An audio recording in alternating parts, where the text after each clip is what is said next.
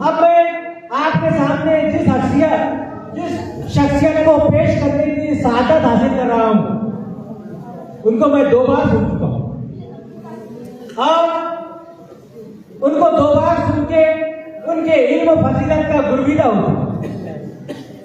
لہذا میری مراد آج کے مقرر خاص سید اطہر خدمیری صاحب سے ہے. میں ان کو شیخ نفیس اطہر خدمیری صاحب ان کو اس شیخ کے ساتھ آواز دیتا ہوں کہ یہ الگ بات ہے، یہ الگ بات کے خاموش کھڑے رہتے ہیں، یہ الگ بات کے خاموش کھڑے رہتے ہیں، پھر بھی جو لوگ بڑے ہیں بڑے رہتے ہیں. ایسے درویشوں سے ملتا ہے ہمارا شجرا جن کی ٹھوکر میں کئی تاج پڑے رہتے ہیں.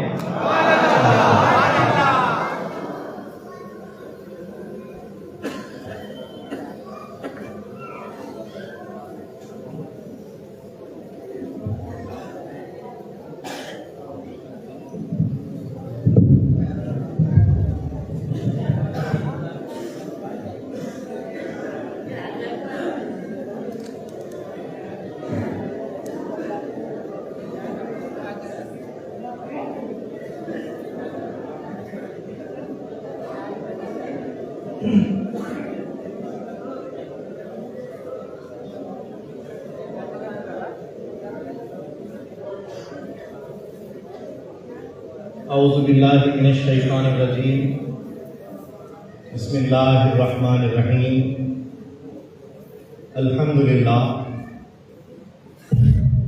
الحمدللہ رب العالمین والعاقبۃ للمتقین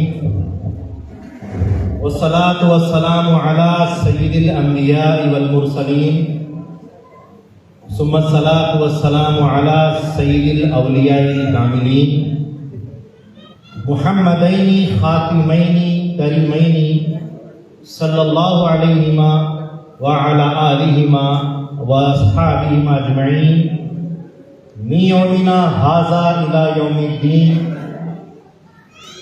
اما بعد فقد قال اللہ تبارک و تعالی فی القرآن المجید والفرقان الحمید. فاعوذ باللہ من الشیطان الرجیم. بسم اللہ الرحمن الرحیم. ربی زدنی علما. وقال النبی صلی اللہ علیہ وسلم انا مدینۃ العلم وعلی بابها. وقال میرا مہدی موعود علیہ الصلوۃ والسلام علمت من اللہ بلا واسطۃ جلیل اليوم. صدق اللہ العظیم وصدق رسولہ النبی الکریم وصدق المہدی الموعود علیہ الصلاۃ والتسلیم. ساری تعریف، ساری حمد و ثنا، ساری کی ساری اچھائیاں، ساری بڑائیاں، ساری کبریائی اس پاک پروردگار کے لیے سزاوار ہے جو رب العالمین ہے. وہی اول ہے، وہی آخر ہے، وہی ظاہر ہے، وہی باطن ہے، وہی ایک ہے اور اس کا کوئی شریک نہیں. لاکھوں کروڑوں درود و سلام ہو آقا نامدار، مدینے کے تاجدار، خاتم النبیین، شفیع المذنبین، رحمت للعالمین، راحت العاشقین، احمد مجتبیٰ محمد مصطفیٰ رسول خدا صلی اللہ علیہ وسلم پر اور آپ کے تمام اہل بیت اطہار اور آپ کی تمام ذریات پر. اسی طرح لاکھوں کروڑوں درود و سلام ہو آقا نامدار، فرح کے تاجدار، خاتم ولایت محمدیہ، معصوم عن الخطا، مبین کلام اللہ، خلیفۃ اللہ حضرت میرا سید محمد جون پوری مہدی موعود علیہ الصلوۃ والسلام پر اور آپ کے تمام اہل بیت اطہار اور آپ کی تمام ذریات پر. محترم و مکرم ذی احترام مرشدین اکرام، فقراء الزام، دانشوران قوم، علماء قوم، پس پردہ تشریف فرما عفت معاب خواتین، طلباء و طالبات، سامعین و سامعات، السلام علیکم ورحمۃ اللہ وبرکاتہ. شاعر کہتا ہے انداز بیاں گرچہ بڑا شوق نہیں ہے، شاید کہ اتر جائے تیرے دل میں میری بات۔ حاضرین گرامی، یقیناً آج کا یہ موقع اہل امراوتی، اہل برار کے لوگوں کے لیے ایک بہت بڑا موقع اللہ نے ہم کو عنایت کیا ہے۔ میں اپنی بات شروع کرنے سے پہلے اس مقام پر جتنے بھی حاضرین ہیں ان تمام کا اس مجلس میں استقبال کرتے ہوئے ان کو مبارکباد پیش کرتا ہوں کہ ایک مدرسے کے بہانے سے اللہ تبارک و تعالیٰ نے جو ہم کو یکجٹ کیا ہے، جمع کیا ہے، یہ قابل ستائش ہے۔ میں تمام منتظمین اور حاضرین، طلباء، طالبات سب کا دل کی گہرائیوں سے جو استقبال کرتے ہوئے ان کو مبارکباد پیش کرتا ہوں کہ برار کے اندر یہ آج ایک تاریخ رقم ہو رہی ہے۔ بہرحال مدرسے مہدویہ برار کے حوالے سے، آج کے اس مجلس کے حوالے سے میں اپنی بات کا آغاز کرتا ہوں۔ حاضرین گرامی، اللہ تبارک و تعالیٰ نے اپنے کلام پاک میں ارشاد فرمایا ہے ربی زدنی علما۔ ہم دعا کر رہے ہیں، اللہ نے ہم کو دعا سکھائی ہے کہ اے ہمارے پروردگار ہمارے علم میں زیادتی عطا فرما، اے اللہ ہمارے علم میں زیادتی عطا فرما۔ تو اب سوال ہوتا ہے کہ کون سے علم میں زیادتی عطا فرما؟ کون سا وہ علم ہے جس میں ہم کو زیادتی عطا فرما؟ تو قرآن ہی میں اللہ نے ارشاد فرمایا وَعَلَّمَ الْإِنسَانَ مَا لَمْ يَعْلَمْ، اور ہم نے انسان کو وہ علم سکھایا جس کا وہ علم نہیں تھا، نہیں جانتا تھا، جس کو وہ نہیں جانتا تھا، اللہ نے وہ علم ہم کو سکھایا۔ تو اللہ سے اس علم کی زیادتی ہم کو مانگنی چاہیے جس کو اللہ تبارک و تعالیٰ نے ہم کو سکھایا، اور جو اللہ کی جانب سے ہے، جیسا کہ قرآن ہی میں اللہ نے فرمایا وَعَلَّمْنَاهُ مِن لَّدُنَّا عِلْمًا، اور ہم نے اپنی طرف سے اس کو علم سکھایا۔ وہ علم سیکھنے کی ضرورت ہے، اگرچہ کہ علم بہت بڑی چیز ہے۔ حضرت رسول خدا صلی اللہ علیہ وسلم ارشاد فرماتے علم کے تعلق سے من اراد الدنیا فلہ العلم، جو دنیا کا ارادہ کرتا ہے اس کے لیے علم ہے۔ من اراد الآخرہ فلہ العلم، جو آخرت کا ارادہ کرتا ہے اس کے لیے بھی علم ہے۔ ومن اراد کلاہما فلہ العلم، جو دونوں کا ارادہ کرتا ہے اس کے لیے بھی علم ہے۔ ہر موقع پہ ہر چیز میں علم بہت بڑی چیز ہے، بہت بڑی کامیابی کا باعث ہے۔ آپ دنیا کا کوئی بھی کام کاروبار کچھ بھی کرتے ہو اس کے لیے علم کی ضرورت ہے۔ دین سیکھتے ہو، علم ظاہری سیکھتے ہو، اس کے لیے بھی علم ہے، لیکن ایک علم بڑا خاص ہے جو اللہ تبارک و تعالیٰ کی طرف ہم کو لے جاتا ہے، وہ بڑا خاص علم ہے۔ تو حاضرین گرامی، محمد نبی صلی اللہ علیہ وسلم جو وجہ تخلیق کائنات ہے، جس کے تعلق سے محدث دہلوی کہتے ہیں یا صاحب الجمالی و یا سید البشر نیو وجهک المنیر لقد نور القمر لا يمکن الثناء کما کان حقہ بعد از خدا بزرگ تو ہی قصہ مختصر۔ وہ رسول پاک صلی اللہ علیہ وسلم جن کو اللہ تبارک و تعالیٰ نے ما کانا و ما یکون کا علم عطا کیا ہے، جو ہوا ہے اور جو ہونے والا ہے، ہر چیز کا علم عطا کیا ہے۔ اور وہ رسول اللہ صلی اللہ علیہ وسلم فرماتے ہیں اللہ یعطی وانا قاسم، اللہ تعالیٰ دیتا ہے اور میں تقسیم کر دیتا ہوں۔ وہ نبی مکرم صلی اللہ علیہ وسلم علم کے تعلق سے فرماتے ہیں انا مدینۃ العلم وعلی بابها، میں علم کا شہر ہوں اور علی اس کا دروازہ ہے۔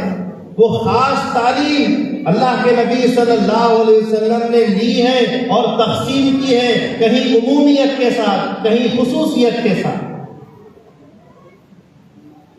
حاضرین گرامی، یہاں پیارے پیارے بچے موجود ہیں جو اپنے اپنے علم کا مظاہرہ کر رہے ہیں، اساتذہ موجود ہیں جو ان کو علم سکھا رہے ہیں۔ جاننا چاہیے کہ علم اور معلم میں مقام کس کا ہے، علم اور معلم میں مقام کس کا ہے۔ ایک ہے کتاب، ایک ہے کتاب پڑھانے والا۔ کتاب جیسا کہ قرآن کریم اللہ تبارک و تعالیٰ کی سب سے عظیم اور سب سے بڑی کتاب ہے، جو اللہ کا کلام ہے، وہ اللہ کی کتاب ہے۔ اس کتاب کے تعلق سے، اس علم کے تعلق سے رسول خدا صلی اللہ علیہ وسلم فرماتے ہیں خیرکم من تعلم القرآن وعلمہ، تم میں سب سے بہتر وہ ہے جو قرآن سیکھے اور سکھائے۔ لیکن قرآن سیکھنے سکھانے کے بعد تم میں بہتر ہو رہا ہے، تم میں اعلیٰ ہو رہا ہے، تم میں افضل ہو رہا ہے، تو سیکھنے کے بعد، قرآن پڑھنے کے بعد اس کا مقام انسان کا بدل رہا ہے، تو پڑھانے والے کا مقام کیا ہوگا؟ پہلے کتاب آئی یا پہلے کتاب والا آیا؟ حضرت آدم علیہ السلام پہلے آئے، اس کے بعد آدم علیہ السلام کو اسماء پورے پڑھائے گئے۔ وعلم آدم اسماء الحسنى، اللہ تعالیٰ نے آدم علیہ السلام کو نام سارے کے سارے پڑھائے، اسماء کلھا۔ تو آدم علیہ السلام پہلے آئے، بعد میں ان کو علم سکھایا گیا۔ پہلے آدم علیہ السلام، اسی طریقے سے حضرت موسیٰ علیہ السلام پہلے آئے، بعد میں ان کو تورات دی گئی۔ تو معلم یعنی جس پر کتاب اترنے والی ہے، پہلے اس کا مقام ہے، پھر ساتھ میں کتاب کا مقام ہے۔ اسی طریقے سے ہمارے اور آپ کے آقا حضرت محمد علیہ صلی اللہ علیہ وسلم پہلے آئے، ان کے اوپر قرآن آیا، وہ قرآن جس کے تعلق سے اللہ تعالیٰ فرماتا ہے نحن نزلنا الذکر وانا لہ لحافظون، ہم نے اس قرآن کو نازل کیا ہے، ہم ہی اس کی حفاظت کرنے والے ہیں۔ وہ قرآن جس کے تعلق سے سورہ حشر میں اللہ تعالیٰ فرماتا ہے لو انزلنا ھذا القرآن، اگر ہم جو ہے تو اس قرآن کو نازل کر دیتے علی جبل لرأیتہ خاشعا متصدعا من خشیۃ اللہ، کسی پہاڑ پر اگر اس قرآن کو اتار دیتے تو وہ پہاڑ پاش پاش ہو جاتا، لیکن وہی قرآن رسول خدا صلی اللہ علیہ وسلم پہ اتارا گیا۔ وہ حامل قرآن، ان کا دل کتنا طاقتور ہوگا، ان کی ذات کتنی طاقتور ہوگی کہ وہ قرآن کو انہوں نے سنبھالا ہے اور اس کی تعلیم کو ہمارے درمیان عام کرنے کا حکم دیا ہے۔ حاضرین گرامی، علم ظاہر اگرچہ کہ کتابوں سے آتا ہے، لیکن علم باطن صحبت سے سیکھا جاتا ہے، اور پہلے انبیاء اکرام کو بھیجا گیا تاکہ پہلے صحبت کی تعلیم لو، بعد میں پھر کتاب دی گئی تاکہ پھر کتاب کی بھی تعلیم مل جائے۔ پہلی تعلیم صحبت کی تعلیم ہوتی ہے، وہ علم جو من لدنا ہے، لدنی علم ہے، اس کو حاصل کرنے کے لیے پہلے صحبت میں جانا پڑتا ہے۔ شیطان نے کیا کیا؟ جس کا نام عزازیل تھا، جو فرشتوں کو پڑھایا کرتا تھا، ایک جھولے میں بیٹھتا تھا، ادھر جھولا جاتا، ادھر فرشتوں کو پڑھاتا، ادھر جھولا جاتا، ادھر فرشتوں کو پڑھاتا، جنت میں جس کا آنا جانا طے تھا وہ عزازیل، جو علم کا دھنی، فرشتوں کو پڑھانے والا، لیکن اس کا علم ظاہر جس نے ہزار کروڑوں لاکھوں جگہ پر اللہ تعالیٰ کی عبادت کی اور اس علم کو سیکھا، لیکن کیا ہوا؟ اللہ تبارک و تعالیٰ نے اس علم کو رکھتے ہوئے بھی اس سے کہا کہ آدم علیہ السلام کو سجدہ کرو، آدم علیہ السلام کو سجدہ کرو، تو اس نے فوراً اپنے علم کو آزمایا، اپنے ظاہری علم کو آزمایا، یہ نہیں دیکھا کہ علم دینے والا بول رہا ہے، ملت دنیا علم، جو علم جس سے حاصل کیا ہے، معلم کے ساتھ سوال کر رہا ہے کہ میں افضل ہوں، میں اعلیٰ ہوں، آدم نچلے ہیں، میں اونچا مقام رکھتا ہوں، آدم نیچا مقام رکھتے ہیں، میں اس کو سجدہ نہیں کروں گا۔ جو اپنے علم ظاہر کی طرف چلا گیا وہ فوراً دھتکار آ گیا اور زمین پر پٹک دیا۔ حضرت موسیٰ علیہ السلام، اللہ تبارک و تعالیٰ نے ان سے پوچھا اے موسیٰ، تمہارے درمیان سب سے زیادہ علم کون رکھتا ہے؟ موسیٰ علیہ السلام نے اپنی قوم کی طرف نظر کی اور کہا کہ یہ تو میری قوم ہے جو مجھ سے سیکھتی ہے۔ موسیٰ علیہ السلام نے اپنی طرف نظر کر لی اور کہہ دیا کہ اے باری تعالیٰ، میں زیادہ جانتا ہوں۔ تو اللہ تبارک و تعالیٰ کو وہ میں پسند نہیں آیا، وہ علم جو انہوں نے سیکھا وہ ان کی طرف اشارہ ہو گیا، وہ پسند نہیں آیا، بلکہ اللہ تعالیٰ چاہتا تھا کہ معلم میں ہوں، میری طرف اشارہ ہو جاتا، علم سکھانے والے کی طرف اشارہ ہو جاتا۔ اللہ تبارک و تعالیٰ یہ پسند کرتا کرتا تھا، لیکن انہوں نے کہہ دیا کہ میں زیادہ جانتا ہوں۔ تو اللہ تعالیٰ نے فرمایا اے موسیٰ تم نہیں، ہمارا ایک بندہ ہے جو تم سے زیادہ علم جانتا ہے، جاؤ اس کی صحبت میں رہو۔ حضرت خواجہ خضر علیہ السلام ان کے یہاں بھیجا گیا، کئی دن کئی وقت کے لیے ان کو وہاں صحبت میں رکھا گیا، اور وہ اپنی کتاب ہے، اپنے ساتھ اپنی امت ہے، سب ہے، یوشع بن نون ان کے ساتھ تھے، سب ہیں، لیکن اب معلم کون ہو گئے؟ اب وہ معلم سامنے والے حضرت خواجہ خضر علیہ السلام ہو گئے۔ انہوں نے اپنی کتاب سے کام کرنا شروع کیا، اور انہوں نے اللہ تعالیٰ کی طرف سے علم سے کام کرنا شروع کیا۔ وہ کتاب کے مطابق، اپنی شریعت کے مطابق، اپنی رسالت کے مطابق سوچ رکھتے تھے، کام کرتے تھے، لیکن حضرت خواجہ خضر علیہ السلام اپنے خدا کی جانب سے جو علم ملتا تھا وہ علم جو سو دیتے تھے، وہ علمناہ من لدنا علما، اور ہم نے اپنے اس بندے کو اپنی طرف سے جو علم دیا ہے وہ اس سے کرتا ہے۔ آگے بڑھے، ایک کشتی کا معاملہ آیا، ادھر سے ادھر کنارہ جانا تھا، کشتی میں بیٹھ گئے۔ کشتی چلانے والا بڑا جو سو مفلس آدمی تھا، لیکن خوددار تھا، اچھا تھا، اخلاق والا تھا۔ اس نے دیکھا کہ یہ اللہ والے چہرے نظر آتے ہیں، میں ان سے اجرت نہ لوں تو بہتر ہوگا۔ اس نے اجرت نہیں لی اور کنارے سے دوسرے کنارے پر چھوڑنے کے لیے تیار ہو گیا۔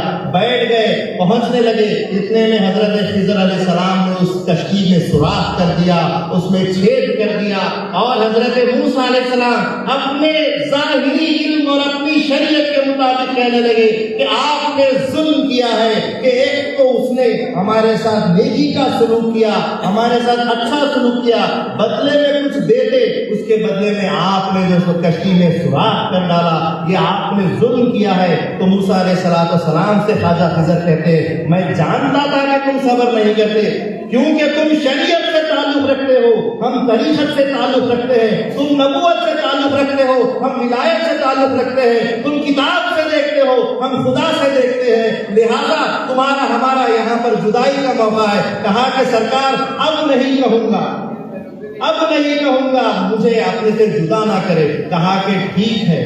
پھر حضرت موسیٰ علیہ السلام کے ساتھ وہ چلے۔ اس کے بعد ایک بچے میدان میں کھیل رہے تھے، کچھ بچے، اس میں سے ایک بچے کو خواجہ خضر علیہ السلام دیتے ہیں، دیوار پر سر پٹک دیتے ہیں، وہ بچہ اسی وقت فوت ہو جاتا ہے۔ تو پھر سے موسیٰ علیہ السلام کی شریعت، موسیٰ علیہ السلام کی کتاب دخل دیتی ہے کہ دیکھو کہ آپ نے ناحق ایک بچے کی جان لی ہے، لہذا آپ نے ظلم کیا ہے۔ تو انہوں نے پھر وہی کہا کہ جو کچھ ہم کرتے ہیں وہ اللہ کی جانب سے ہوتا ہے، تم کرتے ہو اپنی شریعت سے ہوتا ہے، لہذا تمہاری ہماری جدائی۔ کہا کہ اب نہیں کہوں گا، اگر اس کے بعد ہو جائے تو آپ ہم جدا۔ پھر سے آگے چلے تو ایک گاؤں میں پہنچے، وہاں گاؤں والوں سے سوال کیا کہ اب مسافر ہے، کچھ عطا کرو، کچھ کھانے پینے کا انتظام کرو۔ گاؤں والوں نے کوئی اللہ والوں کی پرواہ نہیں کی۔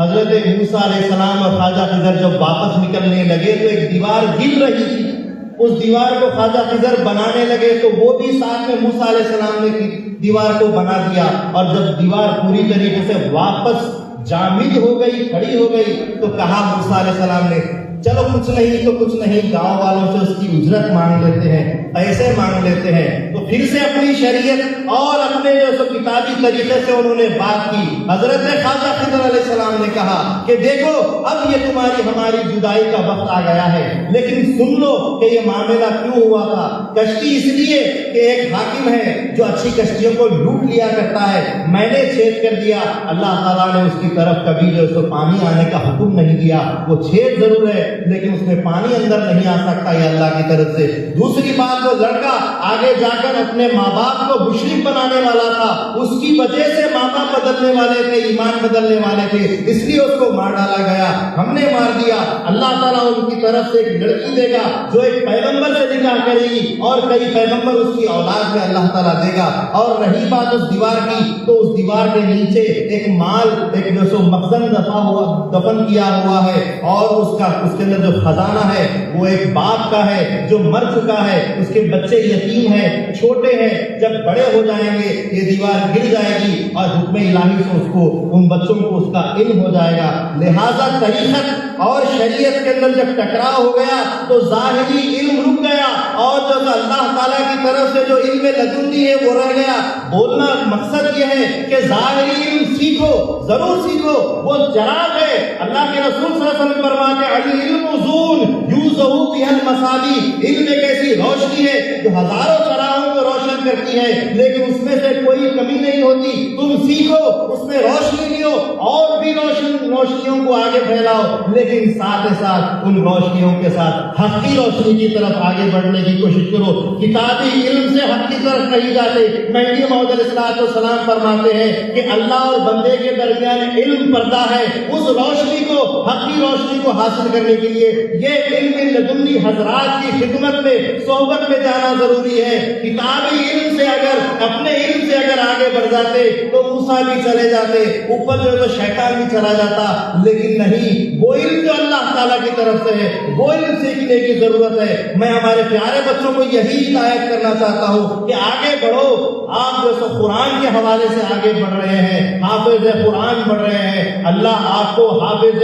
بخاری بنائے، حافظ مسلم بنائے، حافظ ترمذی بنائے، حافظ مشکات بنائے، ابن ماجہ بنائے، ابو داؤد بنائے۔ سارے حدیثوں کو حفظ کر لو، نقلیات کو حفظ کر لو، لیکن ساتھ میں اپنے علم کو رکھ دو۔ جب ان مرشدین کے پاس صحبت صادقہ کے پاس آئے تو اپنے علم کو رکھ دو، کیونکہ کہا گیا ہے کہ جو اپنا علم استاد کے سامنے نہیں رکھتا، بات نہیں کرتا، استاد کے سامنے زبان نہیں کھولتا، اس کو دائرے سے نکال دو، استاد کی کلاس سے نکال دو۔ اور جو مرشدین کے پاس، اللہ والوں کے پاس زبان کھولتا ہے اس کو بھی نکال دو۔ استاد کے پاس زبان کھولنا چاہیے، مرشدین کے سامنے زبان نہیں کھولنی چاہیے۔ وہاں صرف سننا ہے اور وہاں بولنا ہے، وہاں کی تعلیم الگ ہے، یہاں کی تعلیم الگ ہے۔ حضرت مہدی موعود علیہ السلام فرماتے ہیں علم بطلب کے باتو ماند، وہ علم حاصل کر جو تیرے ساتھ رہے، خدا رہے، خدا کا علم بھی رہے، یہ علم ظاہر نہ رہے تو وہ علم مت حاصل کرو، اس کے بعد وہ علم حاصل کرو جو تمہارے ساتھ ہمیشہ رہے۔ اس کے بعد مہدی موعود السلام فرماتے ہیں کہ علم بطلب کے باتو ماند آدم کے تیرا زیتو رہانت، وہ دم پیدا کر جو تجھ کو رہائی دے، جو تجھ سے چھٹکارا دے، موتو ان قبل تموتو کا مقام دے، وہ دم پیدا کر جو تجھ کو نکال کر خدا کی طرف لے جائے، اس ہست سے نیز کی طرف لے جائے، اس فنا سے اس بقا کی طرف لے جائے۔ کہ مہدی موعود علیہ السلام فرماتے ہیں علم بطلب کے باتو ماند، وہ علم پیدا کر جو تیرے ساتھ رہے، وہ دم پیدا کر جو تجھ کو تیری نفس سے، تیری خودی سے تجھ کو رہائی دے۔ تا علم فریضہ را نخانی، جب تک کہ علم فریضہ نہیں سیکھے گا اس وقت تک تحقیق صفات حق نہ دانی، اس وقت تک اللہ تبارک و تعالیٰ کی صفات کا علم حاصل نہیں ہو۔ اسی لیے حضرت مہدی موعود علیہ السلام اگرچہ کہ ابتدائی وقت میں آپ نے 12 سال کی عمر تک تعلیم حاصل کی، علم حاصل کیا، سب کچھ کیا، اسد اللہ تعالیٰ کی اس تعلیم سے بات کرتا ہے۔ حاضرین گرامی، وہ علم پیدا کرنا چاہیے جو ہمارے ساتھ رہے۔ ایک استاد اپنے شاگردوں کو پڑھا رہے تھے، بورڈ کے اوپر کچھ پڑھا رہے تھے، کب تک سکھائیں، تھوڑا پریکٹیکلی علم سکھایا جائے۔ بچوں کو کہا آج گھومنے کے لیے چلتے ہیں، بچوں کو لیے گھومنے چلے، اور انہوں نے گھومنے کے لیے کون سی جگہ تجویز کی، پسند کی؟ قبرستان، وہ بھی ہمارا قبرستان نہیں، جو مشرک ہوتے ہیں، جہاں مسان گٹی ہوتی ہے، مردوں کو جلایا جاتا ہے، ان کے یہاں لے گئے، مسان گٹی میں لے گئے، اور اس کے بعد بچوں سے کہا کہ اے پیارے بچوں، چلو تم کو ایک میں جو سو کام سونپتا ہوں، ذرا دیکھو تمہیں کوئی کھوپڑیاں انسان کی ملتی ہے تو میرے پاس لے آ۔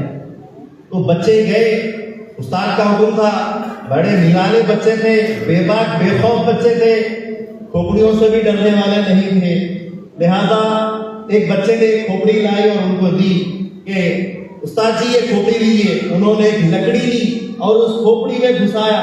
لکڑی گھسنے کا نام ہی نہیں لیتی تھی. اس کھوپڑی کو لات مار دیا اور پھر کہا کہ دوسری کھوپڑی لاؤ. تو پھر کھوپڑی ڈھونڈی گئی, دوسری لائی گئی, دوسری دی گئی. پھر لکڑی لیے اور اس کو جو ہے سو یہاں کے حصے سے گھسانے کی کوشش کی تو گھس گئی.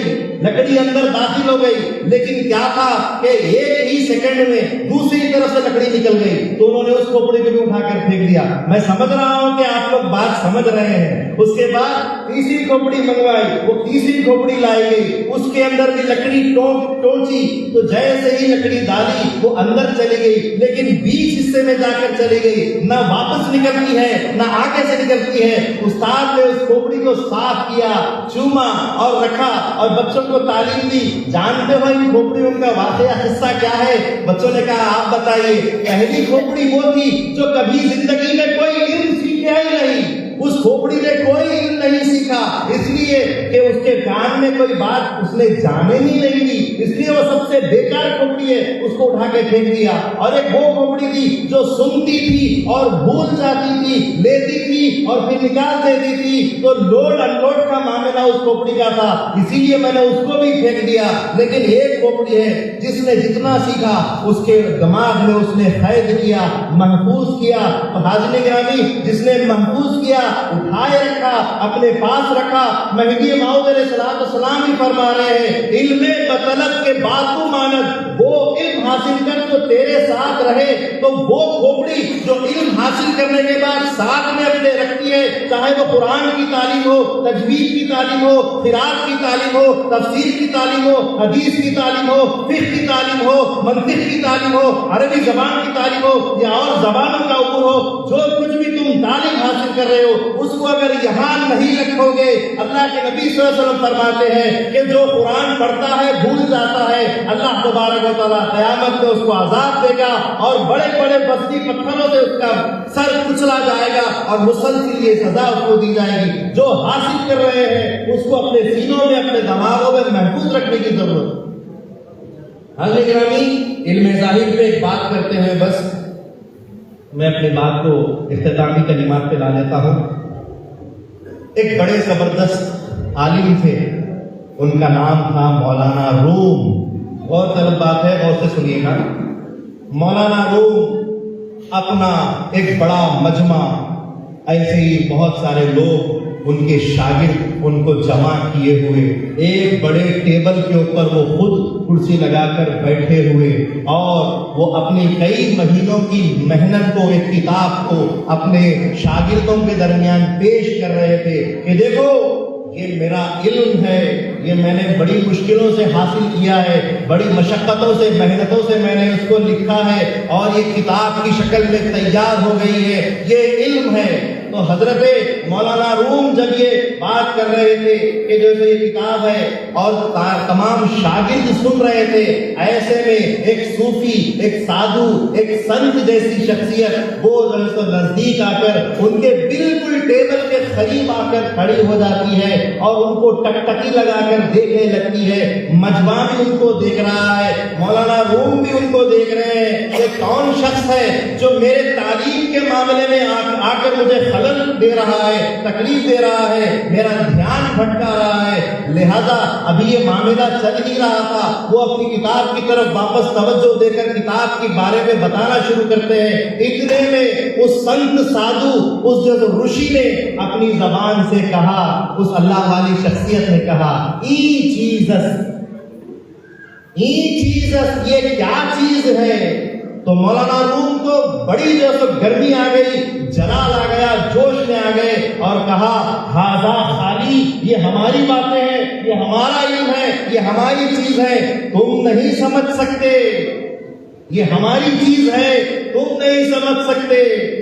انہوں نے کچھ دیر اور دیکھا اور ایک دم سے آگے بڑھے, ان کی کتاب لی اپنے ہاتھوں میں. اس صوفی نے, اس سادھو نے اس کتاب کو لیا اور نزدیک میں ایک پانی کا حوض تھا, اس میں وہ ڈال دیتے ہیں اور جو ہی وہ حوض میں ڈالنا تھا, حضرت مولانا جلال کو کچھ دیر دیکھتے ہیں, آنکھ بگولا, لالم لال, حضرت جیسے مولانا روم ہو چکے ہیں, آگے بڑھتے ہیں, حوض میں سے کتاب نکالتے ہیں, فوراً ٹیبل پہ رکھتے ہیں. مولانا روم اپنی جو ہے پوری محنت کو جو انہوں نے قلم بند کی تھی فوراً کتاب کو پکڑتے ہیں, پنے پلٹانے لگتے ہیں, ورق اٹھانے لگتے ہیں. کیا دیکھتے ہیں کہ کتاب پر پانی کا کوئی اثر نہیں ہے, ایک خطرہ بھی کتاب کو پانی کا جیسے نہیں چھوا ہے, کتاب جیسے کی ویسی ہے. پریشان ہو جاتے ہیں, شاگرد بھی پریشان ہو جاتے ہیں. پھر پوچھتے ہیں مولانا روم یہ چیز, ارے بھائی یہ کیا چیز ہے؟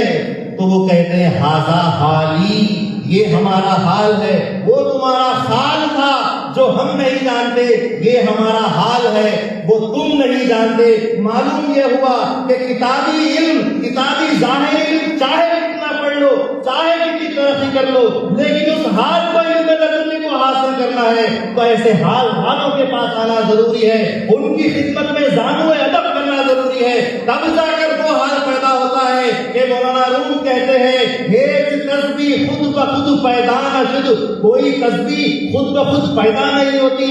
ہیچ آہن خود بخود پیدا نہ شد, کوئی تلوار, کوئی جو سو ہاتھ خود بخود تلوار نہیں بنتا. مولوی ہرگز نہ شد مولائے روم, تا غلام شمس تبریز نہ شد.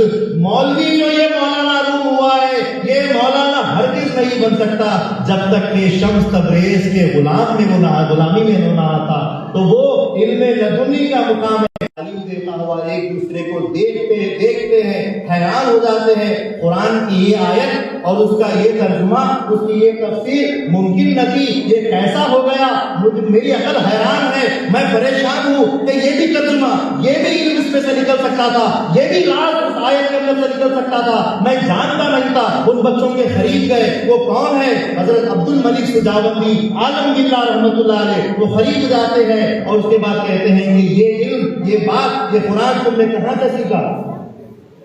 وہ کہتے ہیں, بچے کہتے ہیں, معصوم بچے کہتے ہیں کہ حضرت ہم کو تو کچھ بھی نہیں معلوم, ہمارے مرشد نے جو ہم کو سکھایا جتنا تک ہم کو یاد رہا ہم وہی دوہرا لیتے ہیں. لکڑی لانے کا ذمہ دائرے میں آج ہمارا تھا, لہذا لکڑیوں کا کٹا باندھ دیا گیا, لیکن نماز عصر کا وقت آ چکا تھا اس لیے کٹے کو رکھ دیے, نماز پڑھے. ایک نے نماز کے بعد پلٹ کر بیان کیا, دوسرے نے سنا, یہ ہمارا معمول ہوا. کہا کہ جو کچھ بھی سیکھا ہے, جہاں سے بھی سیکھا ہے, مجھے بھی اس دوار پر, اس دروازے پر لے کے چلو, دائرے میں لے کے چلو. وہ بچے ان کو لے کر گئے تو اندر سے حضرت بندگی شاہ دلاور رضی اللہ تعالیٰ عنہ تشریف لاتے ہیں اور وہ جو سو آگے بڑھتے ہیں. غور طلب بات ہے, علم ظاہر اور علم باطن کی بات ہو رہی ہے, علم سینہ کی, علم لدنی کی بات ہو رہی ہے, علم مرشدہ کی بات ہو رہی ہے. ان کے پاس کیسے زانو ادب طے کرنا اس کی بات ہو رہی ہے.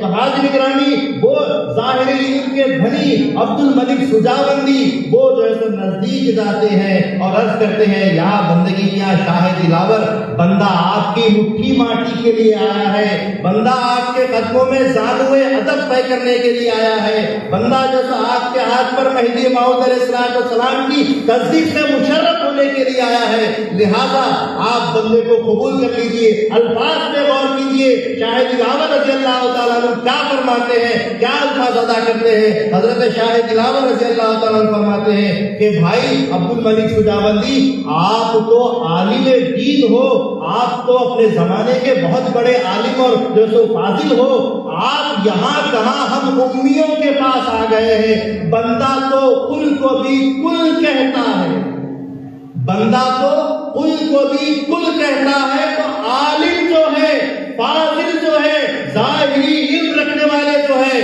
وہ عرض کرتے ہیں کہ بندے کے ہزاروں کل آپ کے اس ایک کل پہ سے قربان, ایک کل پہ سے قربان. آپ جو عالم باللہ, آپ جو اللہ تعالیٰ کا لدنی علم رکھتے ہیں, اس علم کے سامنے یہ علم کچھ بھی نہیں ہے. میں اس علم کے لیے آیا ہوں, لہذا میرے ہزاروں بھی کل ہیں, میری ہزار ہاں تجوید کی زبان ہے, لیکن وہ تجوید کی زبان بھی آپ کے اس کل پہ سے قربان ہے. میں زانو ادب طے کرتا ہوں. آپ پورا منگایا گیا, پیا گیا, پسودہ دیا گیا, جو بھی پسودہ پینا تھا, ایمان کی تصدیق کی ایسی چاشنی ان کی نسوں میں دوڑنا شروع ہوئی کہ فوراً اس کا اثر یہ ہوا کہ جتنا کچھ علم انہوں نے ظاہری سیکھا تھا وہ کانوں میں سے دھواں بن کر, سانسوں میں سے دھواں بن کر نکل جاتا.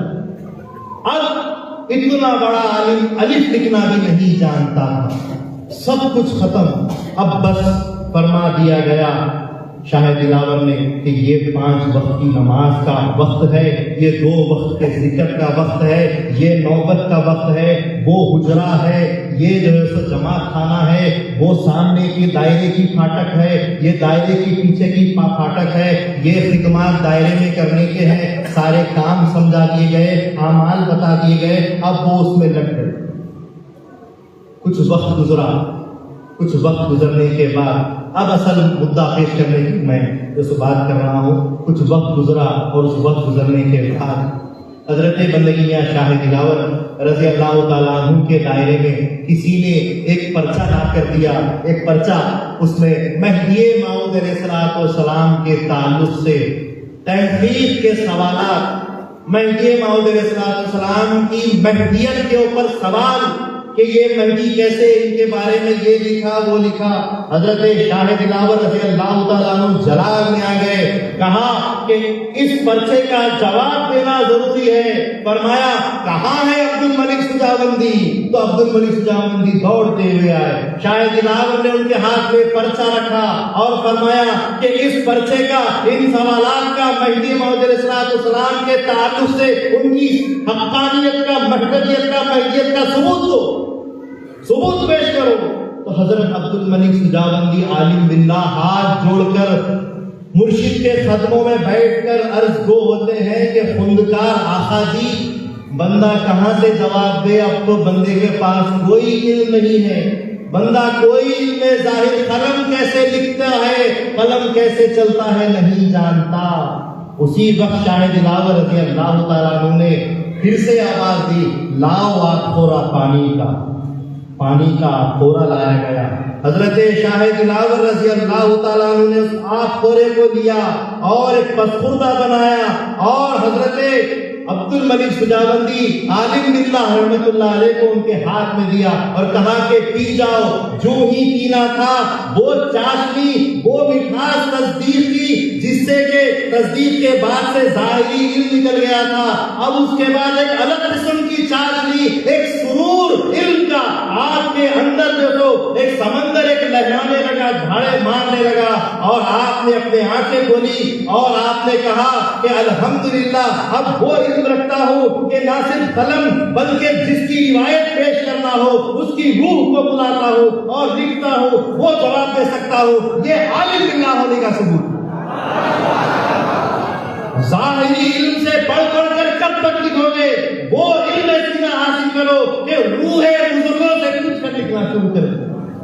وہ علم کب حاصل ہو سکتا ہے؟ جب اس علم کے ساتھ یہ علم بھی حاصل ہونا شروع ہو جائے. تو حاضرین گرامی, اپنی بات کو ختم کرتے ہوئے آئندہ جیسا کہ پیشوا مقرر علی جناب محب قوم حضرت نعمت اللہ خان صوفی, انہوں نے کہا کہ آنے والے وقت میں اسی سال میں مہدی موعود علیہ السلام کا 600 سالہ میلاد آنے والا. یہ تاریخی میلاد ہے, یہ تاریخی میلاد ہے. تاریخی میلاد ہمارے لیے بھی ہے, تاریخی میلاد ہمارے آنے والی نسلوں کے لیے بھی ہے کہ 600 سالہ میلاد ہمارے بزرگوں نے ایسے منایا کہ ایک تاریخ اس میں رقم کی. ہمارا اور آپ کا فریضہ کیا ہے؟ مہدی موعود علیہ السلام کی مہدیت کا ثبوت دے. بزرگان دین دور ولایت میں جو صحابہ مہدی موعود علیہ السلام مہاجرین تھے, خواہ بندگی میرا سید محمود ثانی مہدی یا اور دیگر خلفائے مہدی موعود علیہ السلام, شاہ قطب, شاہ نظام, شاہ دلاور یا شاہ نعمت, جتنے بھی خلفاء گزرے ہیں, سب نے اپنے دور میں, اپنے دائروں میں, اپنے سے ملنے والوں میں, اپنے سفر میں جو ملا اس کو ثبوت مہدی دیا. ہر ایک کو ثبوت مہدی دیے. بعد کے جتنے بزرگ آج وقت بھی گزرے ہیں, اپنے علم سے, اپنے قلم سے ڈھیروں کتابیں محمد علیہ السلام کے ثبوت میں دیے ہیں. حاضرین گرامی, بزرگوں نے اپنے عمل سے مہدی کا ثبوت دیا، اپنے علم سے مہدی کا ثبوت دیا، اپنے تقریر سے، اپنے بیان قرآن سے مہدی موعود علیہ السلام کی مہدیت کا ثبوت دیا، اپنے قلم سے ثبوت دیا۔ آج ضرورت اس بات کی ہے کہ یہ 600 سالہ میلاد جو منانا جائے گا، اس میں ہم کو علم سے ثبوت دینے کی ضرورت نہیں ہے، قلم سے ثبوت دینے کی ضرورت نہیں ہے، ہم کو اپنے تقاریر سے ثبوت دینے کی ضرورت نہیں ہے، بلکہ ہمارا مہدی سچا اور حق ہے، اور 600 سال اس کو آ کر گئے ہو گئے، اس کا ثبوت صرف ہم کو جمع ہو کر دینے کا ہے۔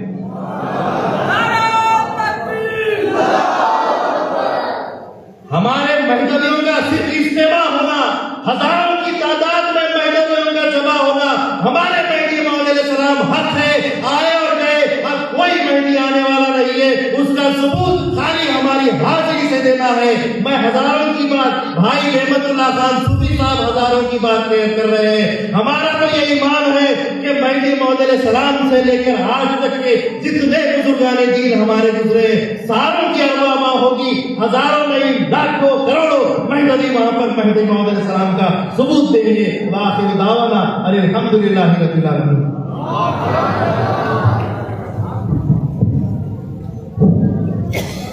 سبحان اللہ۔ حضرت پیر و مرشد نفیس عطا خمینی صاحب بیان فرما رہے تھے، الفاظ کا ایک دریا تھا جو رواں تھا اور ہمیں سیراب کر رہا تھا، ہماری روحوں کو معطر کر رہا تھا، اور ہم سب عشق الہی میں اور عشق مہدی میں جھوم رہے تھے۔ اور اب میں دعوت کلام دینے جا رہا ہوں پیر و مرشد سید ید اللہ صاحب کو کہ وہ آئیں اور ہماری رہنمائی کرے، ہمارے علم میں اضافہ کرے،